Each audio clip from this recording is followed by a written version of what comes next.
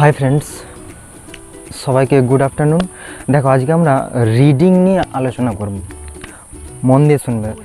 Reading সম্পর্কে আমরা টুকটাক একটু আধটু আগে জেনেছি, কিন্তু আজকে আমরা ইন ডিটেলসে জানব যে কী করে পড়তে হয়, মানে কত ভালো করে পড়লে একটা পড়ার মতো পড়া হবে, এইসব নিয়ে আজকে আলোচনা করব।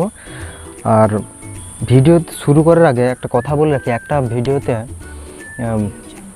বলেছিলাম, তোমাদের মনে আছে কিনা জানি না, যে 5টা পদ্ধতিতে আমরা কোনো কিছু শিখতে পারি, বিশেষ করে কোনো ল্যাঙ্গুয়েজ। সবার প্রথমে ছিল অবজারভেশন, কোনো কিছু আমরা সবার প্রথমে আগে অবজার্ভ করব ভালো করে, তারপরে লিসনিং মানে লিসেন করবো, সেটাকে শুনবো, তারপরে স্পিকিং বলবো, তারপর রিডিং, লাস্টে ছিল রাইটিং। তোমরা প্রথম 3টে আপাতত জেনে গেছো, মানে অবজার্ভ করা আর লিসেন করা, মানে দেখা আর শোনাটা ভালো করে বুঝতে পেরে গেছো, মানে ওইটা আয়ত্ত করে ফেলেছো। এবারে বলতে হবে, আর বলার পাশাপাশি যত ভালো বলবে, মানে আশা করি একটু একটু বলতে শিখেছো, কিন্তু এখনও রিড করতে সাপোজ শিখোনি। ঠিক আছে, আজকে বলার পাশাপাশি আমরা একটু রিডিংয়ে যাব, কী করে রিড করতে হয়, মানে কোনো টেক্সটকে কীভাবে একদম শুরু থেকে পড়তে হয়, একদম ডিটেলসে বলবো, তাই শেষ পর্যন্ত ভিডিওটা দেখবে। আজকে তাহলে মেনু কার্ডে আছে 3টে জিনিস সবার প্রথমে বলে রাখি, সেটা হচ্ছে ইন্ট্রোডাকশান। মানে আজকের এই রিডিং নিয়ে বলবো, রিডিংটা মানে ডেফিনেশন মিনিং যদি থাকে কিছু ইন্ট্রোডাকশানে বলা হবে। আচ্ছা, তারপরে এক্সপ্লানেশন যেমন হয়, ব্যাখ্যা থাকবে, মানে ওখানেই আসল জিনিসটা লুকিয়ে আছে, মানে হাউ টু রিড, কী করে পড়তে হয়। আর সবশেষে থাকছে কনক্লুশন, যদি বলি মানে হোয়াই শুড উই রিড, আমাদের কেন পড়া উচিত, আমরা কেন পড়ব, কারণ তো একটা আছে, মানে পড়ার আসলে ফলে কি হবে সেটা জানাবো। ব্যাস এই 3টে আসল। আর সবশেষে ইন্টারেস্টিং জিনিস হচ্ছে বোনাস, কিছু আমি ফ্যাক্টস বলবো আজকে। 3টে ফ্যাক্টস অবশ্যই জানবো, অন্তত বোনাস ফ্যাক্টসটা মিস করবে না। ঠিক আছে, তাহলে শুরু করা যাক। সবার প্রথমে আসছি ইন্ট্রোডাকশান। রিডিং নিয়ে তো বলবো, তো যদি প্রশ্ন করা হয় রিডিংটা কি, হোয়াট ইজ রিডিং, কি মনে হচ্ছে, কি বলবে? পড়া বলতে আমরা কি বুঝি? কোনো কিছু একটা জিনিসকে দেখে উচ্চারণ করতে লেগে যাও, তাই তো সাধারণভাবে এটাই, মানে সেটা দেখে দেখে বলা কোনো রিটিন জিনিস, মানে একটা বেসিক তো ধারণা আছে না। এটাকে আমি যদি একটু ঠিকঠাক করে সাজিয়ে ডেফিনেশনটা বলি, তাহলে কি দাঁড়াবে, না বলবে যে reading is a process of taking in the sense of written symbols. তার মানে কি দাঁড়াচ্ছে, না রিডিং হচ্ছে এমন একটা প্রসেস যেটার মাধ্যমে আমরা কোনো লিখিত সিম্বলসের সেন্সগুলোকে টেক ইন করি, মানে ভেতরে ইনপুট করছি। ঠিক আছে, তার মানে কি বলবো, reading is the process of taking in the sense of written symbols. এই রিটিন সিম্বলসগুলো কি, এগুলোই তো ওই লেটার বা ওয়ার্ড, কোনো ফ্রেজ, সেন্টেন্স, প্যারাগ্রাফ, যা কিছু পাংচুয়েশন, হোয়াট এভার, সবই। তার মানে এগুলোর দিকেও খেয়াল রাখতে হবে, এগুলো নিয়ে তো রিডিং না। তার মানে কোনো রিটিন সিম্বলকে যখন আমরা বলতে থাকবো, সেটাই আসলে রিডিংয়ের দিকে চলে যাবে, বলাটাই আসলে রিড করা।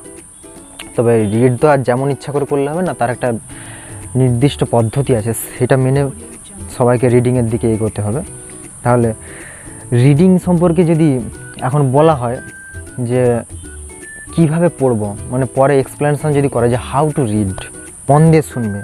4টে পদ্ধতি আমি বলবো, 4টে পদ্ধতিতে রিডিং আমরা সারতে পারি, মানে ফ্রম 0 to 100% একদম কমপ্লিট করা যাবে। 4টে পদ্ধতি। সবার প্রথমে বলে রাখি, 1 নম্বর হচ্ছে make a specific time to read. যদি বলি মানে একটা বিশেষ টাইম করো তো পড়ার জন্য, আজই, হ্যাঁ আজকেই করতে হবে, তোমাকে ভেবে রাখতে হবে যেটা নির্দিষ্ট আমার টাইম থাকবে, সেই টাইমটা আমি পড়বো। দেখো মিনিমাম 30 মিনিট স্টার্ট করো, 30 মিনিট না হলে বোঝা যাবে না, ধীরে ধীরে ওটাকে বাড়াবে। 30 মিনিট অন্তত পার ডে পড়ার চেষ্টা করো। দেখো একটা স্মার্ট রিডার্স, মানে এটা গবেষণা থেকে জানা যায় যে মিনিটে নাকি 250টার মতো ওয়ার্ড পড়ে ফেলে। সেই লেভেলে পৌঁছতে হলে বিগিনার্সদের ক্ষেত্রে তাড়াতাড়ি তো সেটা সম্ভব নয়, তাহলে প্রথমে ধীরে ধীরে স্টার্ট করবে, 30 মিনিট করে পড়ো। তাহলে ভাবো একজন স্মার্ট রিডার ওই 30 মিনিটে কত ওয়ার্ড পড়ে ফেলবে। মিনিটে যদি সে 250 ওয়ার্ড পড়তে পারে, ভাবো তাহলে ওই জায়গায় পৌঁছতে হলে তোমাদেরকে আজ থেকে শুরু করতে হবে, যে রিডিং করতে হলে আমাদেরকে বেসিক জিনিস থেকে একদম জানতে হবে, মানে বিগিনার লেভেলে কীভাবে পড়বো। মিনিমাম 30 মিনিটস পার ডে পড়া উচিত, একটা নির্দিষ্ট টাইম করবে তোমার মতো করে, 30 মিনিট তো কিচ্ছু হবে না, মাত্র 30 মিনিট 24 ঘন্টা নিশ্চয়ই হবে। সেই টাইমটায় পড়ার চেষ্টা করো, কুচভি, ঠিক আছে? কি কি পড়তে হবে সেটা আমি আজকে বলবো, কী টাইপের পড়বে। আর যদি কিছু বাকি রয়ে যায় পরে তো ভিডিও আরও আসবে, টেনশন নেই। আচ্ছা 2 নম্বর পয়েন্টে যাচ্ছে, সেটা হচ্ছে রিড দ্য রাইট বুকস। আমি যদি বলি একদম সঠিক বই পড়বে। এখন কোশ্চেন হচ্ছে সঠিক বইটা আমরা কি করে বুঝবো স্যার? দুটো দিক থেকে বোঝানো যায়। দেখো, একটা হচ্ছে ইন্টারেস্ট, আরেকটা হচ্ছে লেভেল। মানে তোমার আগ্রহ যেটাতে আছে সেগুলোই পড়ো। তোমার কি চায় মন পড়ার জন্য, মানে কোন ধরনের বই পড়তে ইচ্ছে করে, ট্র্যাজেডি, কমেডি, শিশু সাহিত্য, বড়দের, প্রাপ্তবয়স্কদের, যা কিছু তোমার যেটা ইন্টারেস্ট, ঠিক আছে? পড়াতে কোনো রকম বয়স হয় না, কিন্তু হিসাব মতো ন্যাচারালি হয় না।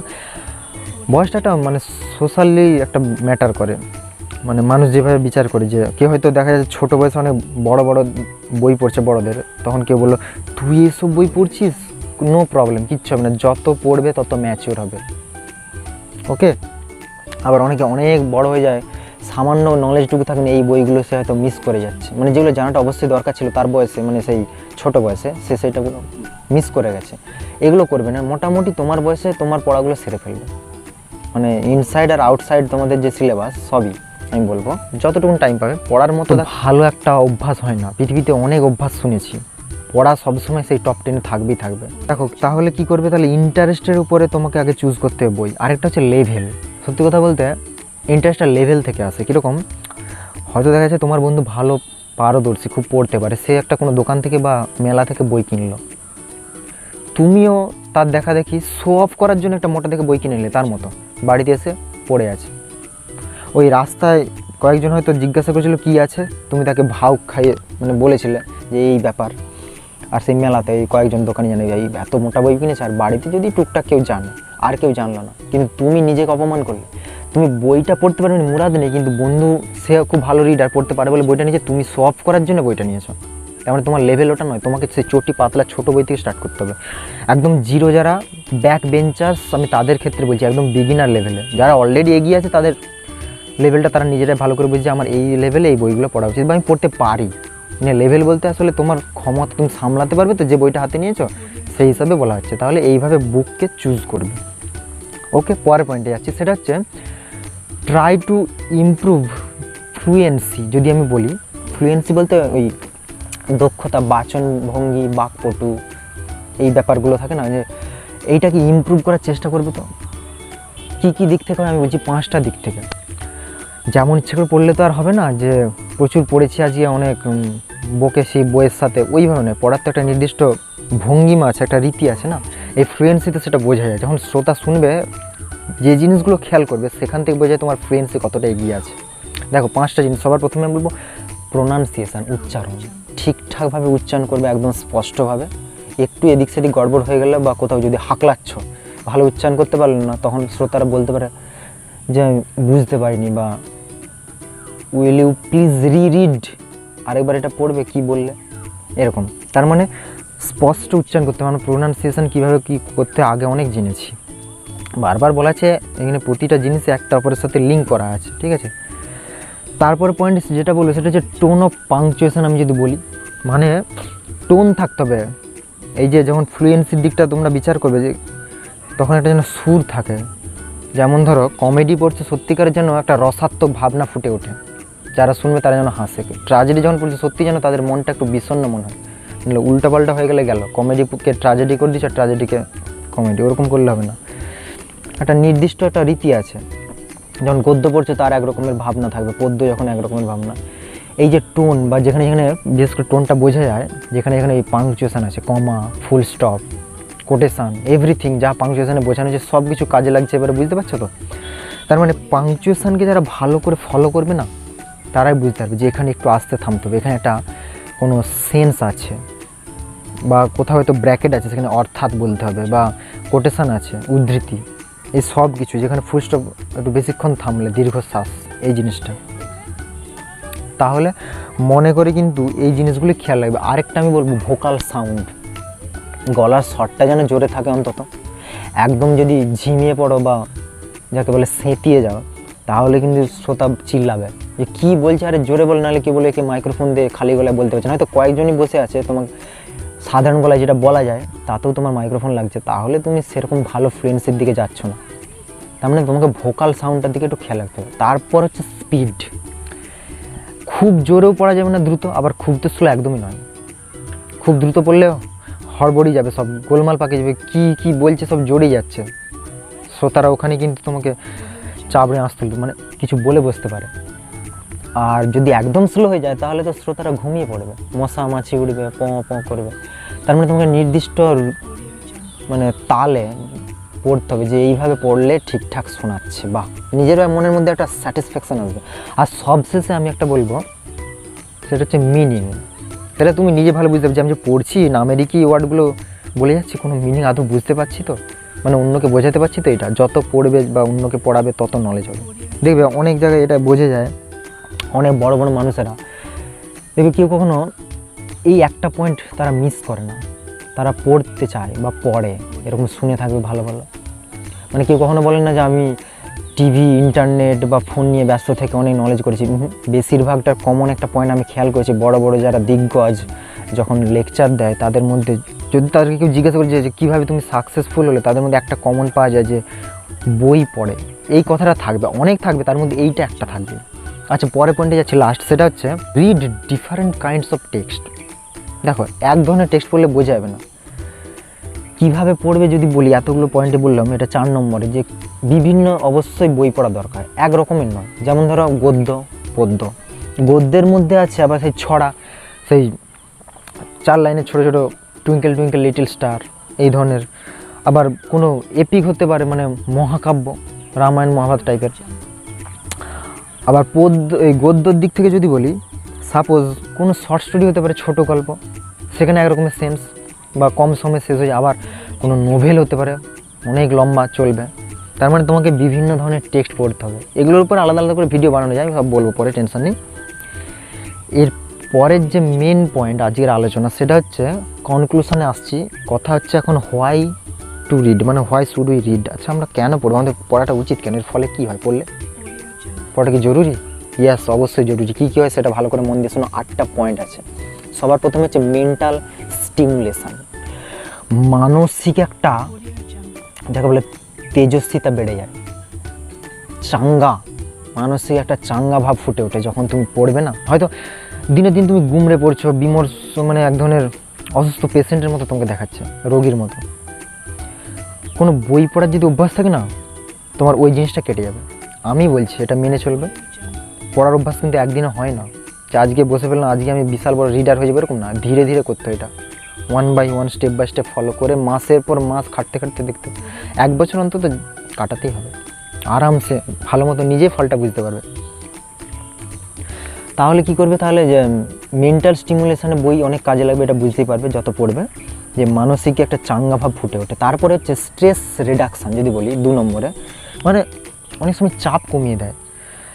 মানে যত পড়বে তোমার মনের মধ্যে কৌতূহল বাড়বে, তার কৌতূহলের আনসারগুলো যখন খুঁজতে যাচ্ছে, তখন তোমার এই যে বাহ্যিক যে যা টেনশান হচ্ছিলো সেই কারণগুলো পালিয়ে যাবে, কারণ তুমি তখন অন্যদিকে মন দিয়েছো, যে এখানে কী বললো কাহিনীতে, এই ক্যারেক্টারটা কেন এলো ওখানে, এই সব ভাবতে ভাবতে অটোমেটিক বাইরের চিন্তা পালিয়েছে, তখন কী হবে, স্ট্রেস কমে গেল। পরের পয়েন্ট হচ্ছে নলেজ। এটা সবাই জানো, কমন জিনিস, যে যত বই পড়বে তত নলেজ হবে। দেখো, দুনিয়ার যত জ্ঞানী গুণী মানুষের মধ্যে আমি একটু আগে বলেছি যে বই পড়েই কিন্তু বেশিরভাগ জানা যায়। সবই তো প্রথমে লেখাই তো হবে, একটা বইয়ে লিখে তো সবাই জানবে না, সেটা তারপর প্র্যাকটিক্যালি হবে। প্রথম তো আসল সোর্স তো বই না, বুক। তাহলে নলেজ বাড়ে, যত পড়বে তত জানবে এবং অন্যকেও জানাতে পারবে। মানে তোমার কাছে স্টকে থাকলে তবে তো অন্যকে পরিবেশন করতে পারবে না, নিজে যদি না পড়লে অন্যকে আর কি পড়াবে। আচ্ছা, পরের পয়েন্ট হচ্ছে ভোকাবুলারি এক্সপানশন যদি বলি, মানে শব্দ ভাণ্ডারের বৃদ্ধি ঘটবে, এটা মানতেই হবে। যত পড়বে তত ওয়ার্ড জানবে, কিন্তু মানে এত পরিমাণে ভোকাবুলারি একসময় বেড়ে যাবে না, পড়তে পড়তে পড়তে পড়তে দিনের পর দিন, মাসের পর মাস, গড় করে যে কোনো কিছু লিখতে দিলে বা বলতে দিলে নি, তুমি সেই জিনিসটা মাথার মধ্যে এনে তুমি সেটার উপর একটা সুন্দর লেকচার দিতে পারো। তার মানে পড়ার অভ্যাস অবশ্যই জরুরি। যত শব্দ জানবে তত লাভ, কারণ তুমি যে পড়ছো প্রচুর, তোমার তো শব্দ অটোমেটিক আসবে, মানে ভোকাবুলারি ভান্ডার তো তোমার কাছে আছে অনেক। তারপর হচ্ছে মেমোরি ইমপ্রুভমেন্ট যদি বলি, স্মৃতিশক্তির একটা উন্নতি ঘটে, সত্যি কথা বলতে। যত পড়বে নিজে বুঝতে পারবে, মনে রাখার দক্ষতা বেড়ে যাবে, অটোমেটিক তুমি বলতে পারবে যে এইটা আমি কোথায় পড়েছি, এই লেখকটাকে আমি জানি। আরে পড়লে তবেই তো তোমার হঠাৎ করে অন্য প্রসঙ্গে কথাটা উঠে আসবে না, তার মানে মেমোরি বাড়ে। আরেকটা তথ্যের সঙ্গে সেই তথ্যটাকে জুড়ে দিতে পারো, হয়তো নতুন একটা তথ্য পেলে তুমি ভাবলে এরকম আরেকটা কথা আমি জানি, সেই প্রসঙ্গে এটা বলে দিলে অন্যদেরকে আরও ভালো লাগলো শুনে, তখন কী হবে তুমি একটু প্রশংসা পাবে আর কি। তাহলে কী হচ্ছে না, মেমোরি ইমপ্রুভমেন্টটা খুবই কাজের। পরের পয়েন্ট হচ্ছে স্ট্রঙ্গার অ্যানালিটিক্যাল থিঙ্কিং স্কিল। যদি আমি বলি মানে অ্যানালাইসিস করার যে একটা স্কিল হয় না, যত চিন্তা করবে, যত লজিক আসবে, তত অন্যকে বোঝাতে পারবে, সেই সব সম্পর্কে অনেক জ্ঞান থাকা দরকার, তার জন্য তো পড়তে হয়। এই যে সাধারণ যারা মানুষ, তাদের থেকে যারা ডিটেকটিভ হয়, তাদের এত বুদ্ধি কী হয়, তারা কত ক্রাইমকে সলভ করে কী করে, পড়ে পড়ে বুঝে বুঝে যে ক্রিমিনাল এই ওয়েতে কাজ করে গেছে, আমাদেরকে এইভাবে ভাবতে হবে। তাদের ক্ষেত্রে এটা দেখা গেছে যে সব কিছু রিডিং থেকেই গেছে, মানে পড়তে পড়তে অটোমেটিক তোমার বিচার বুদ্ধি সব বেড়ে যাবে। কোনো মুভি টুভি দেখলে অনেক সময় আগে থেকে তোমরা বুঝতে পেরে যাও কী করে এইটা এরকম হয়। মুভি দেখাটা একটা পড়ার মধ্যে পড়ে, মানে অনেক সময় কী হয়, অনেক উপন্যাস থেকে, লেখা থেকে, অনেক সিনেমাতেও সেটা মানে অভিনয় করা হয়। তো এক ধরনের ধরো তুমি সেই মুভিটা, এই মানে সেই নোভেলটা পড়েছো, কাহিনিটা, এবার সেইটা হয়তো পড়তে পড়তেই, সাপোজ মুভির কথা ছাড়লাম, পড়তে পড়তে হয়তো তুমি আগে থেকে বুঝতে পারবে এরপর এটা ঘটতেছে। এই যে আগে থেকে গেস করা, এই ক্ষমতাটা আসে কোথা থেকে, বারবার অনেক কিছু পড়তে পড়তে। হুট করে কেউ প্রথমবার পড়লে বুঝতে পারবে না কে করতে পারে, সে বুঝতে পারবে না। আর যে অনেক কিছু পড়েছে সে প্রথমবারে ধরে নেবে এটা কার কাজ। তার মানে তোমার মধ্যে যৌক্তিকতা বাড়বে, বুদ্ধির বিকাশ হবে, ঠিক আছে, থিঙ্কিং স্কিল বাড়বে, চিন্তন শক্তি, যত ভাববে তত আরও জ্ঞান বাড়বে, আর সেটা পড়ার থেকে আসবে। আচ্ছা, পরের পয়েন্ট হচ্ছে ইমপ্রুভ ফোকাস অ্যান্ড কনসেন্ট্রেশন। আমি যদি বলি যত পড়বে না ফোকাস হবে, মানে তোমার মনটা এক জায়গায় আসবে, কনসেন্ট্রেশন যেটাকে বলি, মানে একাগ্রতা বাড়ে কী করে, পড়তে পড়তে। তো যখনই পড়তে যাচ্ছ তোমরা সেটার প্রতি একটা আলাদা রকমের নজর দিচ্ছ, ফোকাস করছো, হয়তো কোনো ওয়ার্ডের মানে খুঁজতে যাওয়া, কোনো কাহিনীর সাথে এখানে কিছু না বুঝতে পারলে সেটা কাউকে জিজ্ঞাসা করতে যাওয়া, তার মানে সেই রিডিং থেকে শুরুটা হয়েছে। তাতে কি হচ্ছে না, তোমার কনসেন্ট্রেশন এসে গেল, মনঃসংযোগ বেড়ে যাচ্ছে। তারপরে পয়েন্ট হচ্ছে বেটার রাইটিং স্কিলস, এটি লাস্ট পয়েন্ট। এটা সবাই জানো যে সত্যি পড়লে তবে তো ভালো লিখতে পারবে না। এর পরের যে স্টেপটা ছিল আমাদের কোনো কিছু শিখতে গেলে বলেছিলাম, সে 5টা স্টেপে সবার শেষে রাইটিং আছে।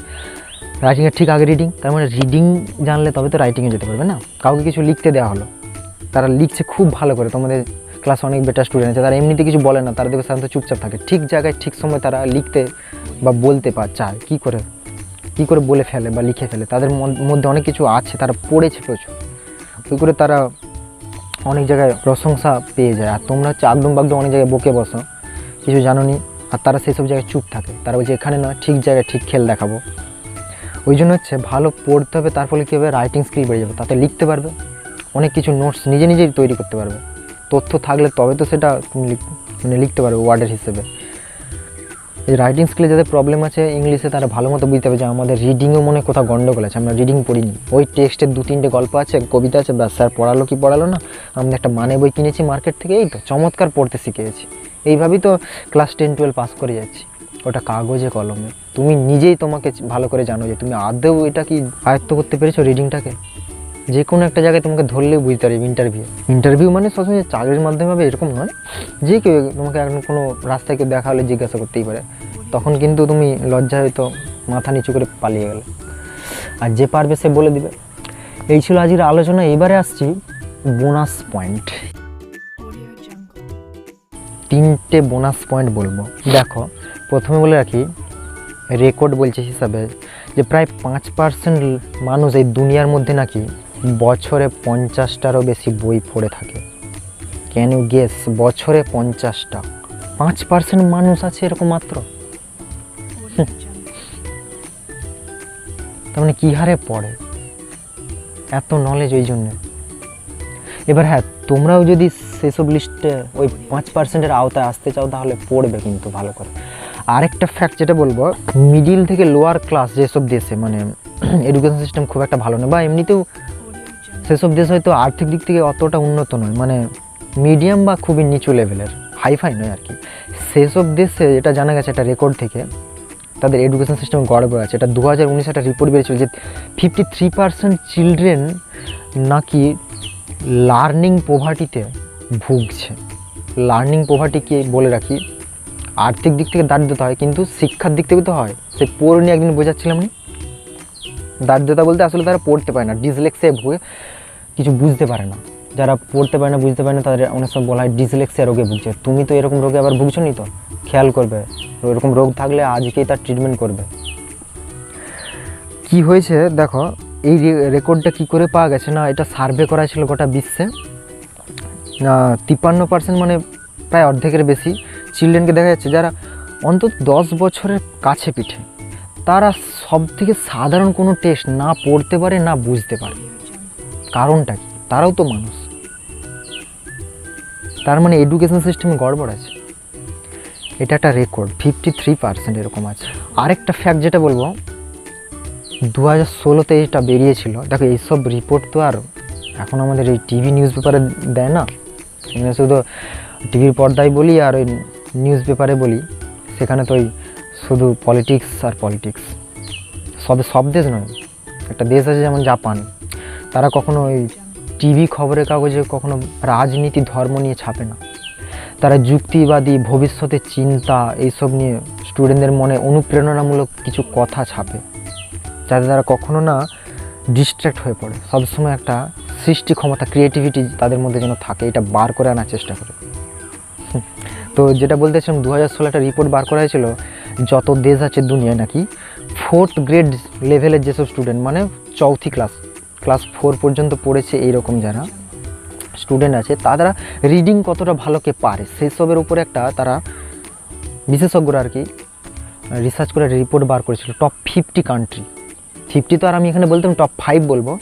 তাদের লিস্টে যারা যারা ছিল তাদের কথাগুলো আমরা বলবো। এবার তোমার গর্ব হবে কি কষ্ট হবে সেটা তোমাদের ব্যাপার। 5টা দেশের মধ্যে সবার 1 নম্বরে আছে রাশিয়া, তারপর 2 নম্বরে আছে সিঙ্গাপুর, 3-এ আছে হংকং, 4-এ আয়ারল্যান্ড, 5-এ হচ্ছে ফিনল্যান্ড। টপ 10-এ বা টপ 20-তে না নেই। কী ভাবছো, ইন্ডিয়া? নেই। টপ 50-তেও মনে হচ্ছে তো নাই। সেই জন্য বলছি দেখো, রিডিংয়ের উপরে একটু ধ্যান দাও। আমরা আজকে তো পুরোটাই একটা ভিডিওতে সব বলে দিলাম যে এরকমও তার মানে রিসার্চ হয়। ওরা দেখলো যে কে কীরকম পড়ে বেটারভাবে, ক্লাস 4 অবধি তারা একটা সার্ভে করে জেনে নিল, মানে এটা মিনিমাম একদম প্রাইমারি। তো এগুলো পরের এপিসোডে আমরা প্র্যাকটিক্যালি করার চেষ্টা করবো, সত্যি যে কী করে কোনো একটা টেক্সট পেলে পড়বো, কোন সেন্সে, কোন অ্যাঙ্গেলে, সেসব নিয়ে পরে হবে। আজ এতটাই, চলো তাহলে।